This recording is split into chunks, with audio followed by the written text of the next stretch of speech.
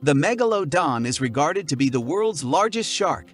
This can be a tough truth to determine since, unfortunately, the majority of a shark's skeleton is formed of cartilage, which decomposes swiftly after death, leaving just teeth to decompose naturally as a memory of the animal's life.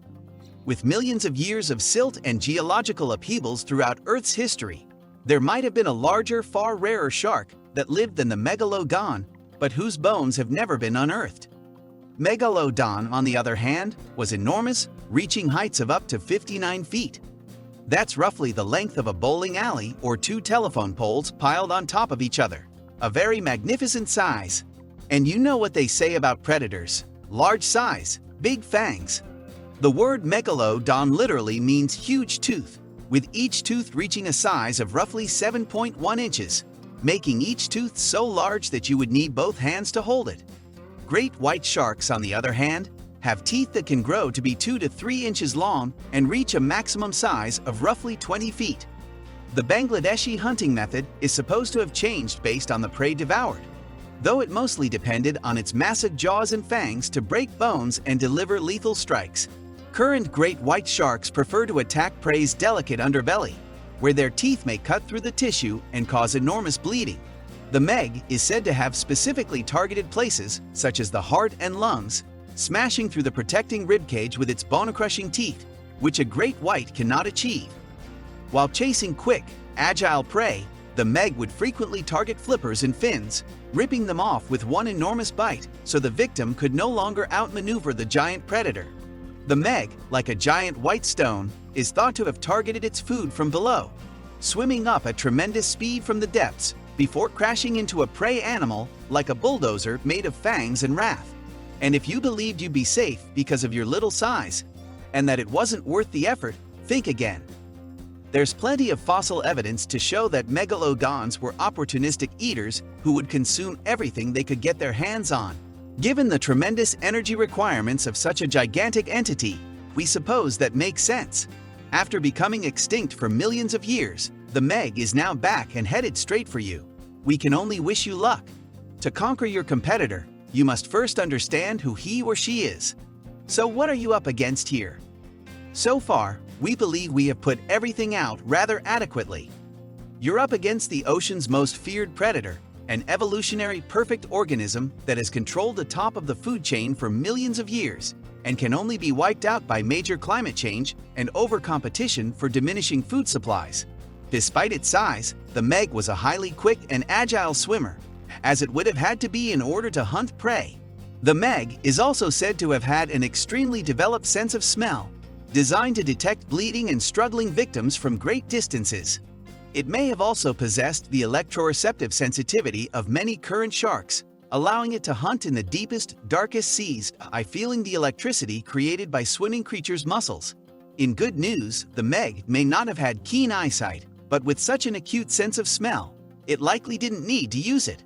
Remain on land and never, ever go into the ocean again to beat the Megalodon. Unfortunately for you, that is not the case in this battle. So how exactly are you going to take down the Meg? To begin, you'll need strong protection to keep those huge jaws at bay with their 108,514 Newton biting force. To live in the ocean with Megalodon, you'll need to steal the US Navy's DSR-V-1 Mystic, or Deep Submergence Rescue Vehicle, a small submarine presently on display at a naval museum whose purpose was to rescue sailors stranded in submarines up to 5,000 feet below the surface. Megalodon may have been able to shatter the rib cages of huge whales in its day, but if it attempts to do the same to your small sub, it'll depart with a severe toothache. Sadly for you, the Meg, like a contemporary shark, has rows upon rows of new teeth ready to go. Many of you might be thinking that just simply blow up the shark and you're finished. And yes, it is true that killing the Meg with advanced explosives would be relatively simple. Unfortunately, the percussive force of explosives large enough to kill a Megalodon shark will shatter your whole submarine, putting you with a decisive triumph at best. So, while we usually believe in issue solutions through better weaponry, we're going to give our hats to science once more this time. In modern biology, a minuscule portion of Megalodon scale, the box jellyfish may not appear as menacing as a big mouthful of enormous serrated teeth. However, the box jellyfish generates one of the most lethal natural venoms on the planet.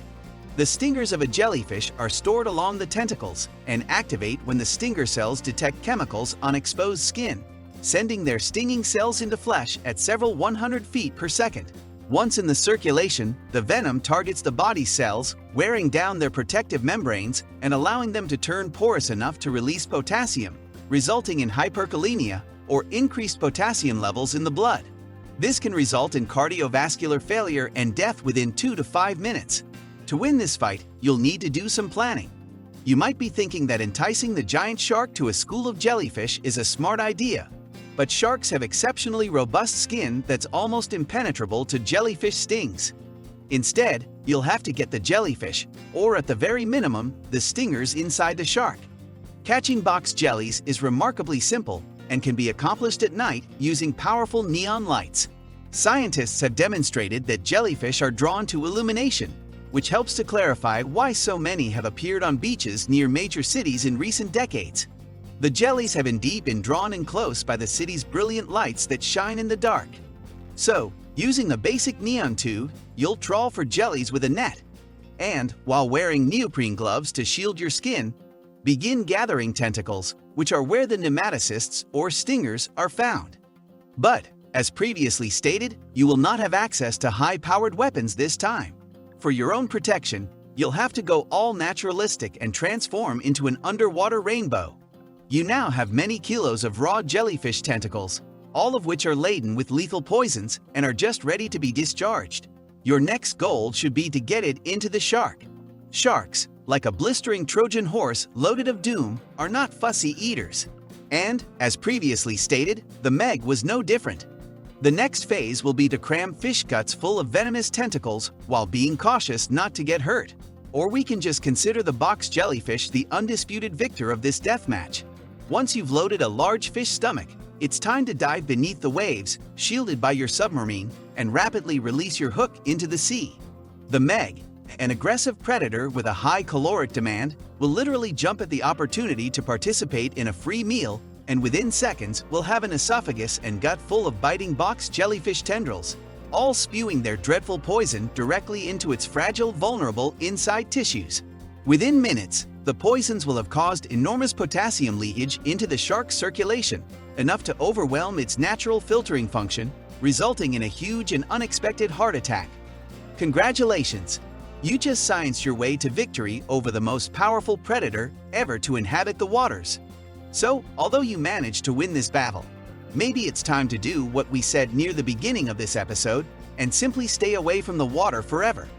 How would you go about defeating the Meg? Fill in the blanks with your thoughts. I hope you enjoyed watching the video. Please subscribe to our YouTube channel if you did.